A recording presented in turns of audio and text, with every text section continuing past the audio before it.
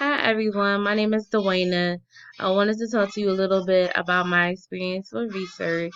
Just like a few of the other students, I had research in undergrad, even though it wasn't like my favorite subject in school. I did my research project on peer pressure and sexual activity. Now, with having research today, I'm a little bit more excited for it, even though I'm a little hesitant and anxious.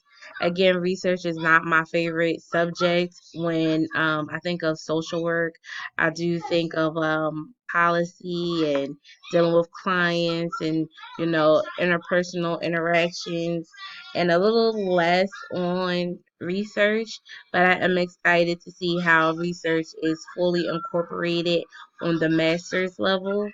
Looking over the syllabus and just seeing a few of you guys talking in the discussion chat. I'm excited to work with you. I think the census is a little bit the same across the board.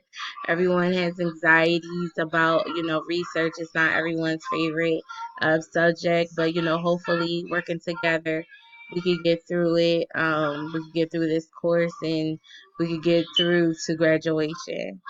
So thank you.